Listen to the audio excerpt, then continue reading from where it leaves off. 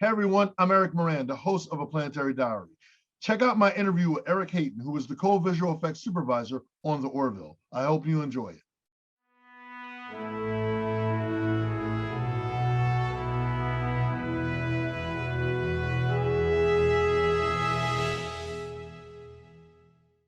Hey everyone, welcome to A Planetary Diary. I'm your host, Eric Moran. And today we have a special guest. This gentleman here has done it all. He has been nominated for Primetime Emmy Awards. He's worked in film, television. He's worked on films like Spider-Man. He's done TV shows like Agents of S.H.I.E.L.D., Mayans, the Deadwood movie. He is right now, the co-visual effects supervisor for our favorite show, The Orville. Ladies and gentlemen, I introduce to you the one and only Eric Hayden. How's it going today, Eric? It's great, Eric. Thank you very much. Oh, you're more than welcome. I'm glad to have you on the show. So we're going to get right into it. We're going to start asking questions right off the bat. I want to know, what motivated you to start working in film?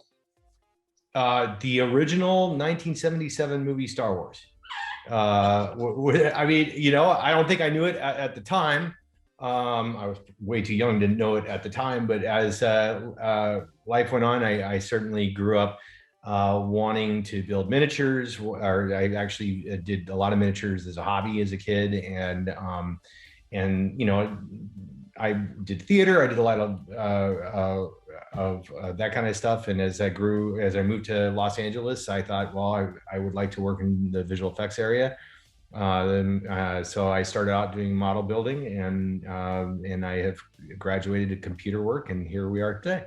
So in reaching your goals, what were some of the obstacles you had to face, from whether it was in acting, whether it was working behind the camera or in front of the camera? What were some of the obstacles that you had to face in working in film? You know, I think, well, first of all, it's just learning the overall, I mean, it's not just, you know, that's a tough question. It's a good question, but I mean, I kind of stopped doing in front of the camera stuff, you know, a long time ago, as I realized, you know, that putting myself out there in an audition environment and learning to accept the amount of normal level of rejection that comes with that job, that wasn't for me. That wasn't something that was gonna keep me healthy in my head. But creating things, you know, building has always been part of my life. So I've always been a craft person, like a builder of stuff. So it was all learning to get into that environment where you're on a schedule is a challenge. But then it becomes almost like playing a game. Oh, I've got to do an impossible task before an impossible deadline, and learning how to do that, learning how to efficiently land at something that everyone involved is proud of is a challenge, but it's also very super rewarding. And working with a group of people to create a piece together is probably the most rewarding aspect of working in the TV and film industry overall. Is there's no one person who's working in a vacuum to create something by themselves. It is a group effort, and it is profoundly satisfying and rewarding to be a part of a group that brings something to completion. So when you realized, like, how long was it before you realized, when you decided to say, you know what, I need to do the transition from acting to working behind the camera? Like when did it really hit you? Even probably as I was leaving college, you know, and you know, I was a bartender and a waiter for years, and I worked with some buddies of mine, and you know, we tried to make our own movie several times, and it was, you know, I don't know if it was a conscious choice at that time, but by the time I moved to LA, I had sort of put that to bed, and it was really more refocused on being, you know, a creator of stories, but also being a participant in the creation of stories. So when I moved out here, I knew that if I had any skill set that I could try and fall into, it would be building miniatures. And at the time, they still did that. I mean, they still do, but not anywhere near as much as they did back then. So I was lucky enough to work in small studios where we did a lot of stuff for Disneyland or commercials, building giant props and cool things that, I'd see on TV. Hey, I built that thing, and that was cool. It was really fun. But then early on, I got a job working for a guy named Tom Woodruff Jr., who you might recognize as the creature in Pumpkinhead. Also, he was the alien in most of the Alien movies. He was, he's been in the business forever, and he and his pal Alec Gillis formed a creature shop studio called ADI. And I worked there for a long stretch. Actually, Tom had he was having an exact replica of the 1960s Batmobile built as part of his collection. And so I worked on that car for a long time, and being in that environment led me, they hired me to work on the creature stuff and work on the original Tobey Maguire, Sam Raimi Spider-Man.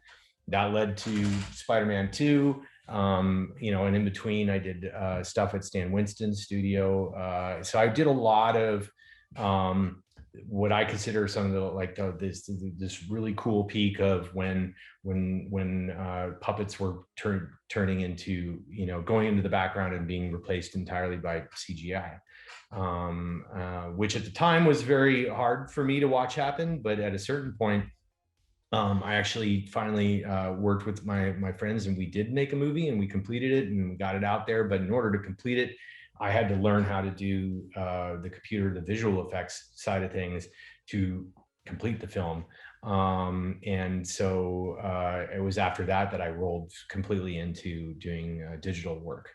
And that kind of creativity. So it's been an evolution over many, many years to get to the point where it's at now. So would you say you self-taught yourself, like as far as from the transition from creating like props and creating monsters and making them to working and learning how to work within technology and as far as like CGI and everything? So self-taught is a weird way of looking at it. I didn't go to a school, for sure, but there are tons of resources out there available to learn how to do we work in After Effects or work in Photoshop and learn the very basics of compositing, which to me is the beginning and the root level of visual effects, is taking footage and taking stuff that was not done and combining it together into one thing to make it look like it was all shot at the same time. And that's the visual effects. So to me, I had done a lot of photography before. So I as a hobbyist and as in school as well. And so to say I was self-taught is doing a disservice to the people who put out a lot of these videos online, many of which are free. To go and learn. But yeah, I would say that I had to learn it by myself to be able to complete the movie. And at the end of that, I was able to parlay that into working in visual effects studios. Yeah, because I find that it's interesting. People that work in the industry that are up and coming have worked and done their own projects. I've worked with other filmmakers that like they started doing their own fan stuff and then expanded because they did such a great job that it opened the doors for them for other projects, whether it's prop making, whether it's working in film or working in tech. So you were right there. You were right there at the time. You were right there at the right time, because you and I'm pretty sure we come from the same generation. I grew up on Star Wars. Yeah, I was there in '78 when I saw it as a kid. So like for me, I was always fascinated like by the monster aspect from the spaceships and everything. And I was like, I always wanted the model to work with, and I always wanted to, try to, working with action figures and saying, oh, I'm gonna do the stop motion. And so my brothers and I did a lot of home movies that I would love to find. They must exist somewhere. But yeah, we were very creative. We had one of my brothers was very much into doing gore, and we had some of the goriest home movies that you could ever imagine. Yeah. Yeah, and I mean it's crazy because when you look back on it, you're like, how you always hear the term, if I only knew what I knew then. And it's funny because there's certain things about growing up in the 80s for me, and I love the 80s and all. I'm an 80s kid. Me too. But growing up during that era, I wish we had some of the technology, not all of it, but some of the technology. Can you imagine what you could have accomplished? Like combining everything, not only in monster making, but like, even though you're doing it now, but can you imagine the possibilities on a larger scale? No, it's amazing to think of, honestly. Yeah, because we were at the cusp, the very beginning of like being able to buy a video camera and use it in your house, in your home, and not have to send a reel of film off to be developed and hope that you didn't ruin the whole thing. Oh man, yeah. I mean, and it's funny because I was dealing with camcorders, and DVs, and then everything switched over to SD cards, and it was crazy. I mean, I remember working on a film project, and it was a big thing way before the Avengers and all that. I was doing this big Avengers movie, and we were using DVs at the time. So everything we couldn't transfer everything over. Now everything's digital. It was crazy. It was a crazy time. And let me ask you this. And speaking of Spider-Man, because I know you heard the news that they're bringing Dr. Octopus in the new Spider-Man movie. Now, this is an inspiration from the work you guys did in Spider-Man 2. So I got to ask, not so much are you going to be working on it, because that's the most obvious question, but how does it feel to know that that kind of work inspired the producers to say, we want to bring him back and put him in this movie? How does that make you feel? Honored, very much. When I worked on Spider-Man 2 with Raimi and gang and everyone, there was a lot of push from the studio to make those tentacles be completely digital.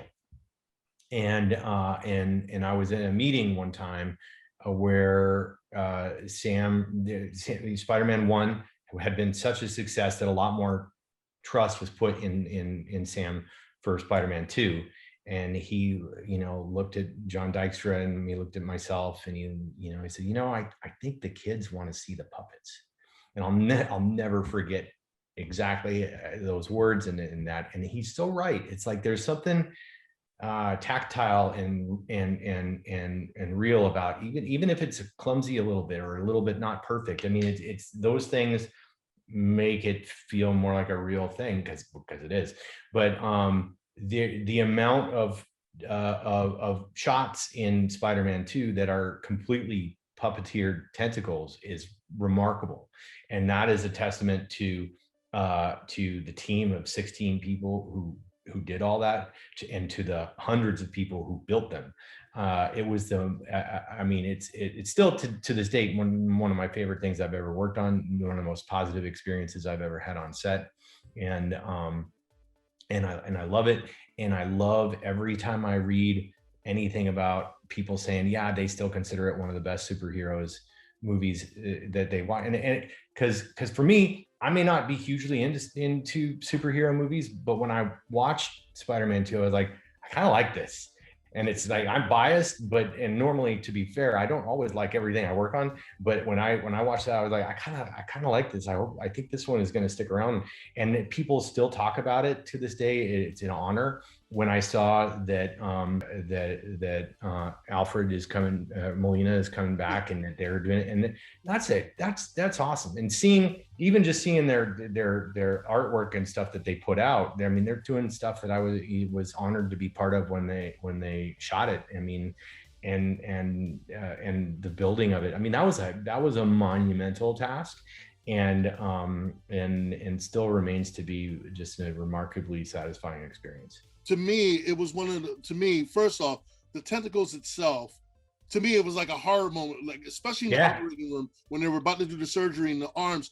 That freaked me out because, of course, he was paying a nod to Evil Dead, but especially when he was dressed, and the arms all had their own little personalities. Oh man, I love hearing you say that, because I have to tell you that scene was filmed several months before the rest of production. Wow. As a test to see, would the puppets work, and would they be able to cut from a puppet to a digital tentacle without it being a bumping. And so that whole scene was, I mean, to be honest, was kind of written outside of the rest of the script. Wow. So when we went into that, we knew that Doc Ock was in the hospital and that he was going to break out of the hospital, but no one knew how he got there. And because none of that, I mean, that was a big deal. And all, I mean, that's, again, I have to watch. I could almost even watch it today and go puppet, not puppet. And it's all, I mean, it is amazing how many shots in that are straight up just people holding puppeteered tentacles. And the goal was always to give them personality and to have them be characters in the film. So I love that scene. I think that is one of my favorite things I've ever been part of. And also, as a kid that grew up reading comic books, to see that come to light. I mean, I never thought I would see it in my lifetime. I mean, I'm a big, superhero comic book fan, on screen and off screen, but to see that 2D art off the pages of a comic book come to life for the first time, and seeing it back then, and seeing Doc Ock and Spider-Man fighting on the building, and I'm just like, and they're fighting on subway, and I'm just sitting there like, yeah, I never thought I would see this in my lifetime. Yeah, so, it was awesome. It is considered one of the most iconic as far as superhero films go. It's up there with Superman 1, Superman 2. It's up there. It's very iconic because that's one, and it's a fan favorite. It's a fan favorite. So you got to feel great about that. I do feel great, and I love that they're doing it. I love that they're bringing everyone back, and it's like I had a great amount of love for Sam Raimi and would love to work with him again. But yeah, the whole process was completely awesome. When did it finally dawn on you, like, I made it? I don't think it has dawned on. I don't think I've had that moment. To be honest with you, I every day I'm like, I could do better, or I could. I mean, there's more. There's something new to learn. For me, there are times when I feel like I'm in a groove, and there are times when I feel like I'm just a rookie in the sea of experts. And then there are times when I feel like I'm really helping out by bringing knowledge to the table. Every single, and that I could go through those three complete emotions in the course of one day on the same show.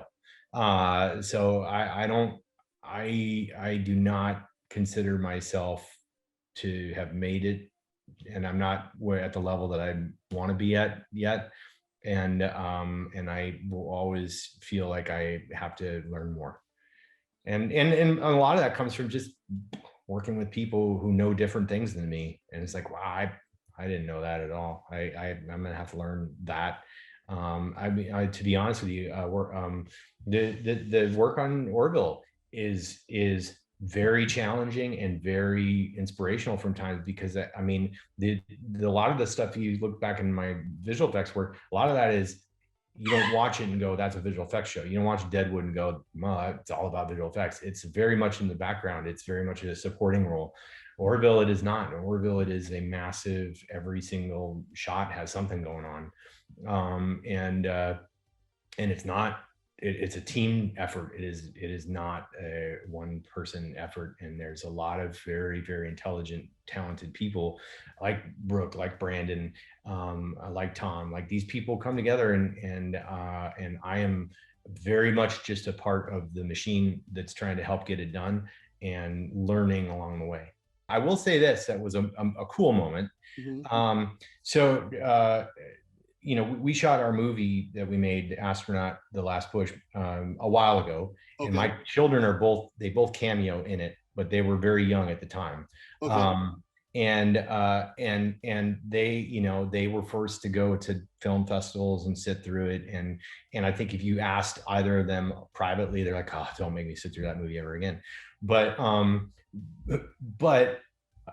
I think it was like a few months ago, the distribution company did a limited release on YouTube, where you could watch it without paying for it on YouTube. You get commercials, but if you had YouTube Red, it would just go through.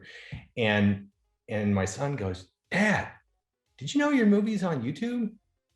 And because he's 16 now. And I'm like, yeah. A lot of people watched it. It's got like a lot of views. And I said, yeah, it's pretty good. It's doing pretty well. And he goes, yeah. And I was reading the comments, and some people actually like it. and honestly, to that extent, I feel like at that point, I'm like, yeah, you know what? If my kid is recognizing that it exists out there, that's a benchmark that I'm pretty happy with. What has been your favorite projects that you have worked on? Well, I mean, the most rewarding and my favorite is our movie that we made. I mean, that was my, my wife did the music. We worked on that, I mean, as a family unit. I mean, it took years to do. My Kari, who's the star of it, is one of my closest friends on the planet, and and so for he and I to get to do this, the cinematographer AJ and I worked many years together in blowing up miniatures and stuff like that. So it was definitely a passion piece to make, and then a long process to finish, and a very rewarding process to take around the country and show, and then even just to be able to say, hey, it's on Amazon now, or whatever. That's that's its own bubble of a thing, and that is like that will always be the cherished thing that I'm very, very proud of. I'll always love my time on Spider-Man 2, my time on Deadwood the movie was in recent years the most special set I've ever been a part of.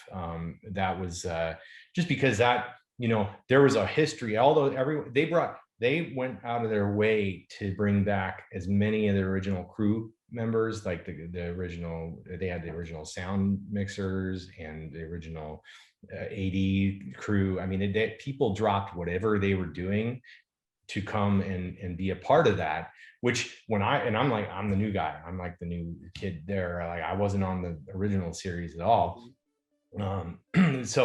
But to be part of that family was incredible, and just to be part of that story was incredible, and I loved every minute of that. And I'm really enjoying the Orville, but I'm pretty new to the Orville. I was not on seasons 1 or 2, so so I'm part of the family again. But this has been a weird process with COVID and everything. This has been a journey for everyone. So when we're done with that, I think this one is going to be in my brain as well as one of my favorites. So everything's different. The end piece is totally different. It's not like I would say, oh man, I love doing puppets, or love doing space movies or whatever. It has more to do with the collective group of people that you're with, and the earnest honesty in approaching the story, and wanting to create something out of love for the story. So it's all about the teams that you work with. Yeah, for sure, 100%. We could be making something. I don't even know what stick people theater. And life. Yeah, I mean, exactly. So it is it's really cool. It's awesome. Being around a good group of people is great. Let's talk about the Orville. Now, okay. Full disclosure for everyone out there, we're not going to talk about, he's not going to be, Eric's not going to be able to tell anyone, oh, well, this is going to happen, that's going to happen. We're talking surface stuff. Now, you get the opportunity to work on the Orville. How does that make you feel? What is it like for you to be working on the Orville season? Well, I mean, it's great. Very close with the Brooke. We've worked together a lot. She's awesome. She's awesome. I mean, and so being invited to be part of the team through her, and being, meeting with John Cassar, who is, one of the most established directors in television. It was cool. It was very cool. And it's a very good adjustment for me to go from feeling like sometimes it feels like there's too much being done by too few people on the show, and it still feels like that with Orville, but there's a huge support network for our department, and the fact that Seth is very supportive of the work that is going into it is extremely helpful. But yeah, getting the call to be part of it is like, well, yeah, I mean, this is a big meaty job that is going to require, everything for a long period of time, bring it to me. I want it. Yeah. Seeing the results of the work that you've been putting into, you guys been, you know, as a team, putting the results out and seeing what's been coming to life. Are you excited, like when it comes, you know, to the masses? Are you like, are you excited? Yes. Like, all the work you guys are putting in it? Without a doubt. I mean, it's I know that what I'm going to say is going to sound cliche or like it's been said before, but the level of up that we're going with season 3 is spectacular, and it's awe-inspiring. So and that comes from every level, from the script level, from the directing level, from the cinematography level, from the sets, costumes, everything. And so I will definitely be part of the people who say this season, for fans of the Orville in particular, season 3 is going to kind of blow your socks off. And I believe we'll invite more fans to the show. It's just it's a spectacular thing to see unfold. And since you have the experience of both in front and behind the camera, what advice would you give to any inspiring young person that wants to break and work in film, front or behind the camera? Do something on your own. And we all have cameras now that are higher quality than anything that was available to a consumer. I mean, when I grew up, it was like, you know, whatever Handycam you could get your hands on. And in college, it was 16 millimeter film, and then you had a big table that you had to cut the film and tape it together to edit it. Now, very robust editing software comes for free on your laptop, or is even downloadable as an app on your phone. Yeah. So you can tell a story and you don't need to spend money on it. You can get your friends together. You can get there's always a way to tell a story, and you should do that, and you should practice it. And it doesn't matter if no one sees it ever. It could be a 2-minute chase scene, or it could be a joke, or it could be anything. Just create. If you want to be a storyteller, start telling stories. And practice that craft, and accept the fact that a lot of them aren't going to ever be seen, and just that everything is just practice to get to that next level. And then sooner or later, someone will like what you did, even if it was 3 stories ago. But that's the best way to do it, is just pick up a phone and practice. And the fact that we're able to say that, and both you and I look at each other and know, yeah, that's totally doable.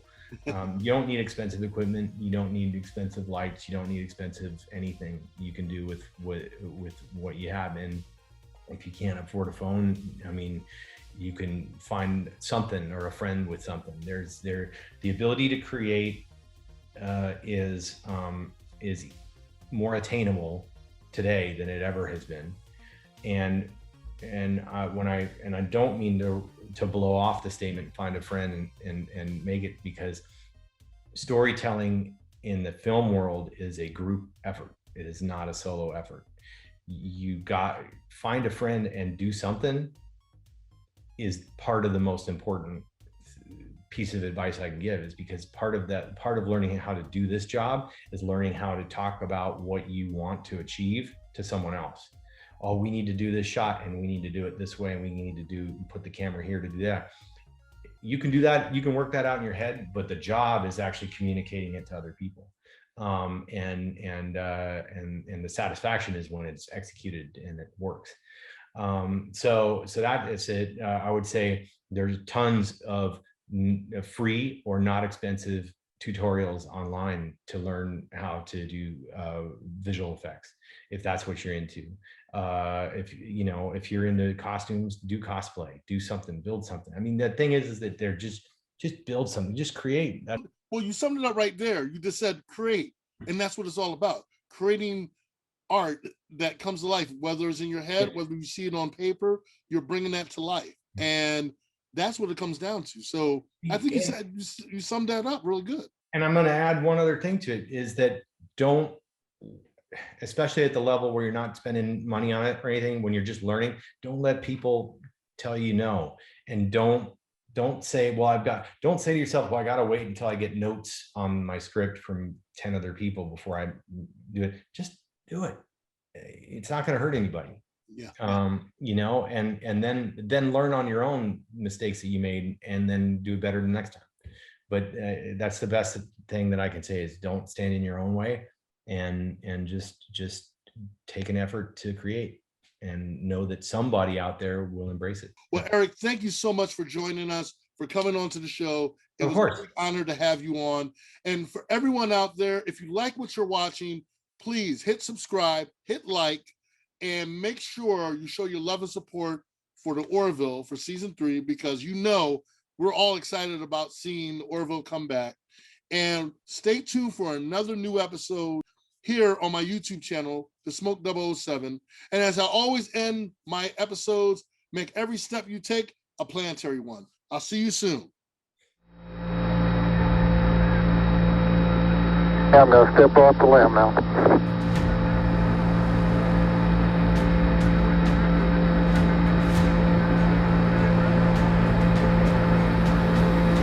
That's one small step for man, one giant leap for mankind.